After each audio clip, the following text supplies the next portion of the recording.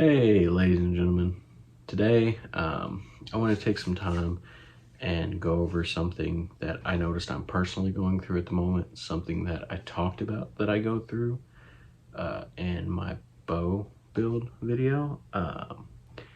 And I actually came to notice that I was dealing with it again through last week's video, the archery pig challenge. If you haven't seen that, go ahead and check it out. That was pretty fun to film, and me and Ben had a good time. But that is not the point of today's video.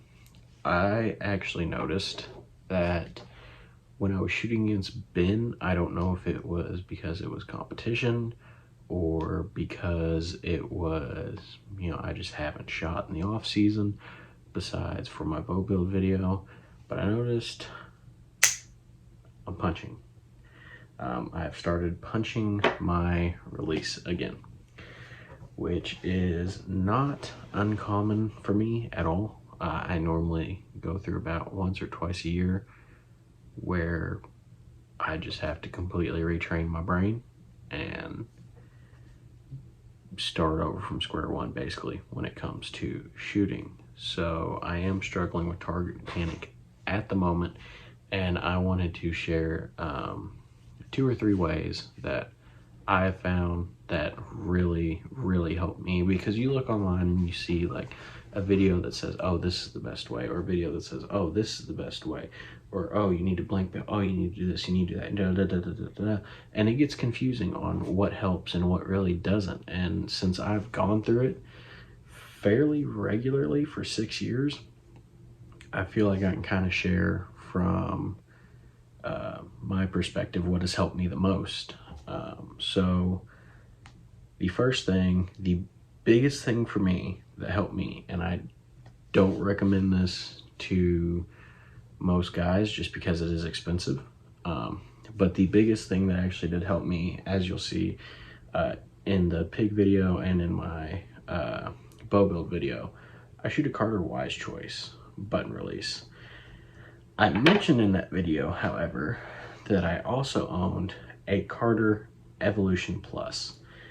Now, what is the difference between these 2 releases?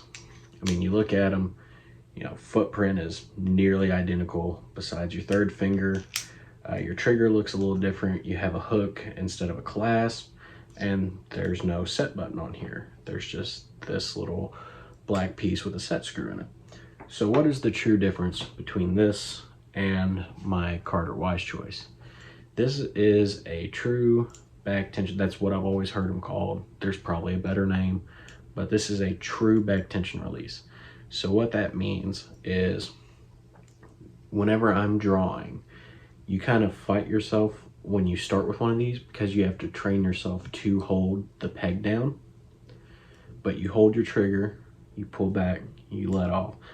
And then as you pull and as you push, you're building up tension onto this hook. And once you build so much tension, the hook folds out of the way, your shot fires off. This is my favorite thing to do because it forces me to take my time and just let the shot execute. Now, you could also do this with a hinge. My only thing was I found I was still having trouble with a hinge, even with punching or trying to force it to go off. And with this, I mean, I can, but there's that part in the back of your mind that I feel it tells you like, hey, if you pull that hard, you're gonna break something. So you're a little more hesitant to be as quick as you might with a hinge. That's a rotation. With this, I mean, you're pulling straight back. So this has been great for me. My only real issue is it's not the most consistent release. That's why I don't hunt with it, but I do like it because, as I said, the footprint is almost identical and the feel is the same. So that way, whenever I swap back to this release, I will take my barrel off of this and move it over here so I still have all the same finger feel. And it teaches me with this release also, if I shoot it without the barrel, it really gets me in the habit of wrapping my thumb around into that hook good to make sure I'm holding enough pressure against that trigger, because you do not want this going off. But this is great. It forces you to focus on your shot process. It forces you to really slow down in a way and just trust that the release is going to go off, because you have no other way of making it. I mean, if you can let down if you depress the trigger, but if you try to let it go, it'll break that hook, and then you're in for a world of hurt. So my second tip is actually switch up release styles, which seems like what I'm saying with the first one. I'm not saying get a back tension, get a hinge. What I'm saying is if you shoot a thumb, shoot an index for a week or two. If you shoot a index, shoot a thumb. Try out a thumb. What I've noticed is once you change your activation finger from thumb to index, you have to think about it more, because now you are hardwired into my thumb sets this off instead of, oh, it's my index. So now you have to think, pull, make sure my index is wrapped around right. And you have to think more about it than you would if you were still shooting the same release. Some guys don't like that. I understand. Once again, it can be expensive to buy a new release, or you may not like an index. I don't shoot as well with an index, so I personally don't do that anymore, but I used to a lot. I actually used to carry an index with me as my backup in the woods. Now I carry that Evolution Plus and pray that I never have to use it. But I can if I need to. It just makes me nervous with a back tension. There's nothing wrong with that release. But yeah, that is a second recommendation. I actually saw that from Tim Connor. He did a video, or he made a post about how he was switching back to index because he was starting to get target panic. And I was like, man, I used to do that a lot. And it's really interesting that so many people have, the same line of thought. The third thing I can think of that has helped me in the past, and I'm not going to do it just because I don't want to have to reset up my release, but taking this thumb peg off, or changing your thumb peg in general. So I like to have a big barrel as my thumb peg, whether I'm running back tension, hinge, or just normal trigger. I like to have that big barrel so that way I can really get my thumb in there around it, and I just feel like my thumb sits better on a bigger barrel. Some guys should shoot a skinnier barrel. Some guys should shoot in between barrel. Some guys should shoot like a funky peg that has all the geometric shapes and all that. It all comes down to what feels comfortable, and I think that's something you need to spend a lot of time with. I mean, I've tried the skinny barrels, I've tried funky pegs, and I just always end up going back to the barrel, the fat barrel instead. It's what feels comfortable, and I think that's a big part of target panic too. Actually, I'll save that for the next thing. But yeah, some guys don't even run a barrel, and I see their logic. So since the Evolution Plus doesn't have a barrel, it's just easier for me to show you. So if I'm wanting to set that release off, if I can put all my pressure here on this point, and then I can just kind of squeeze my thumb until I get that tension and then pull, then the main point of my thumb where I'm feeling the most contact is not on the trigger. So then I can push as hard as I want here, and I'm not gonna move that. I might be able to show that on here. So this actually has a thumb ridge for if you don't want to run the trigger, and it also has your adjustment in there. But if I push there, no matter how hard I push, if I push there and I'm only pushing there how I'm supposed to, this release will never go off. Now, as soon as I put tension, it'll go off. So that's another way to think about it. And that's another reason I fell in love with this release, is it's very ergonomic, feels good in the hand, like I said. But we're not talking about just the release. You can do the same thing with the hinge. A lot of guys don't even run thumb pegs on their hinges. You can do the same thing, true back tension as you see, or you can run a barrel on it. I would recommend, especially on this Evolution Plus, if I think I'm gonna shoot it, or if I know I'm gonna shoot it a lot, like I probably will this week because I'm dealing with target panic, I will take that peg off of my wise choice and put it onto here. Just not only for consistency's sake, but also, you get tired, you aren't paying as much attention, and that is, you can slip right off that. But as long as you're paying attention, and you're coming back, it should be fine. The last thing I will say is, and this is something that mainly affected me, I don't know if it affects anyone else out there. Honestly, I found whenever I messed with my release too much, it became a problem. Or, if I didn't tune my release to me, then it became a problem. And what I mean by playing with it too much is I would constantly change how hot or cold the release is, the travel. I would change whatever I could on that release. And that's, I had a True Ball, I believe it's called the Goat. No, it wasn't the Goat. Whatever the hinge with the safety was, I had one of those, and I messed with that Half Moon. I'm surprised I never stripped the screw out. Now, with this release, I wasn't as bad. That True Ball I got, 4 or 5 years ago, and I couldn't really tinker with my bow, so I tinkered with my releases, which is all fine and dandy. Mess with it, but don't, if you're going to make the adjustment, like you feel uncomfortable, don't shoot it for a day after you adjust it and then think, oh, this release is the problem. I found a lot of my target panic comes from blaming the equipment when it's actually user error. So I would say, oh, well, my release was set too cold. Probably not. Like this release is set super hot. Super, super hot. No one else likes shooting this release. I love shooting this release like this. But, that's where I feel comfortable with it.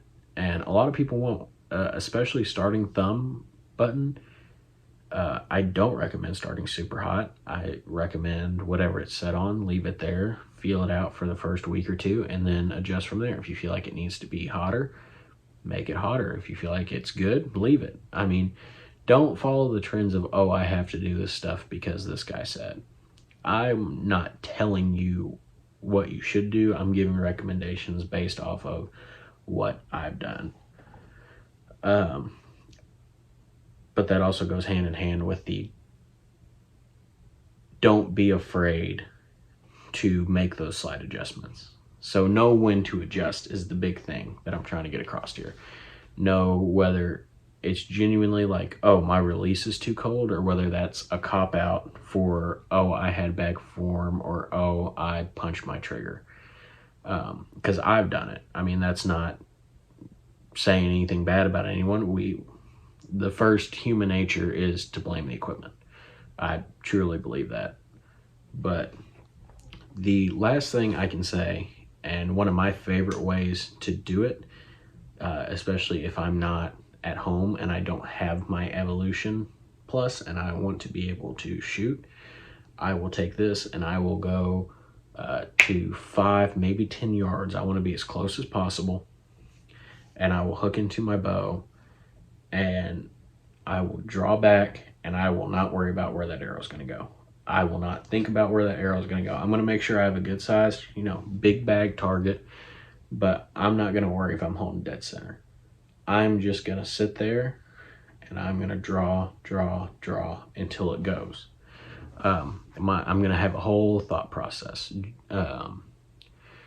What podcast was it? John Dudley did a podcast and he was talking about your mantra. And I don't necessarily think in a hunting situation the mantra is my thing. It could be yours. But so the mantra is, okay, I draw back. I take a breath. I level my bubble. I take a breath. Pull, bow goes off.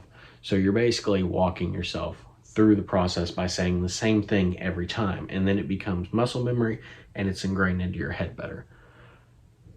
I don't that's not for me in a hunting circumstance, because I'm so focused on everything else going on, from the deer. Where's the deer going? What's it going to do? What range is it at?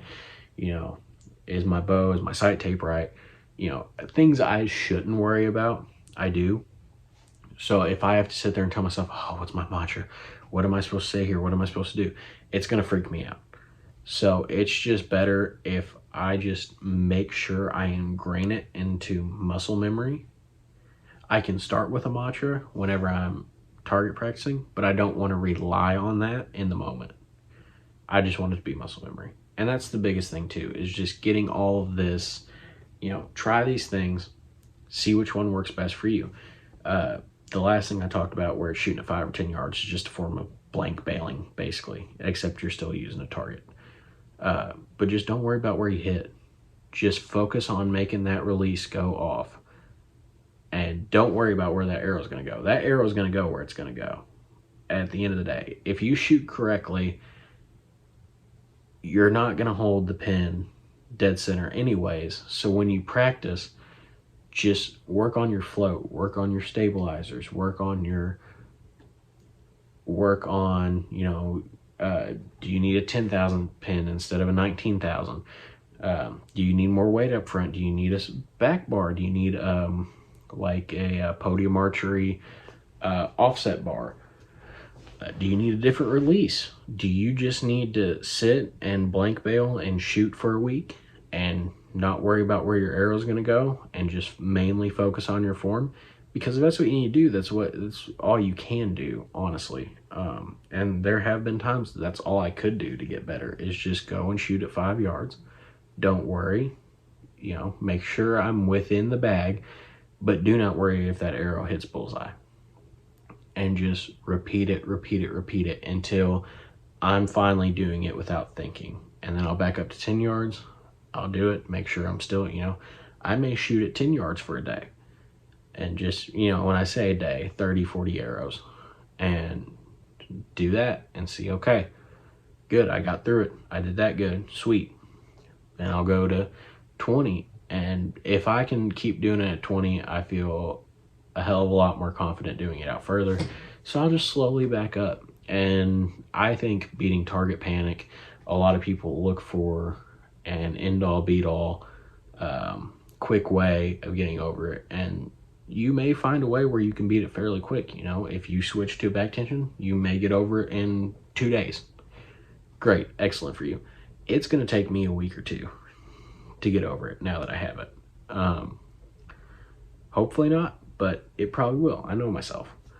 But yeah, I just want to make a video because, like I said, I saw in our archery pig challenge, I was really punching that trigger, and it was surprising to me how many times that I missed, probably just because I punched my trigger and didn't have great form, or good form even, really. But if any of this is helpful, or if you have any more tips for people struggling with target panic, or for me, since I'm struggling right now, I would love to see them down in the comments.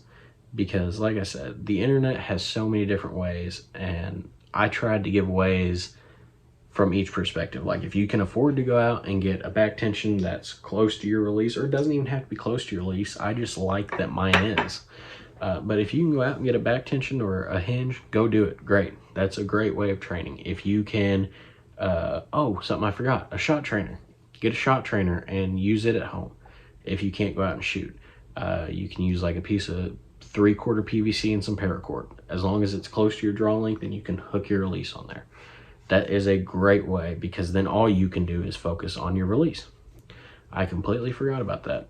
But like I was saying, I'm trying to make it to where, you know, everybody can do some form of this, as long as you have your bow and your target, is my main thing. Anyone can get over their own mind. It's just hard.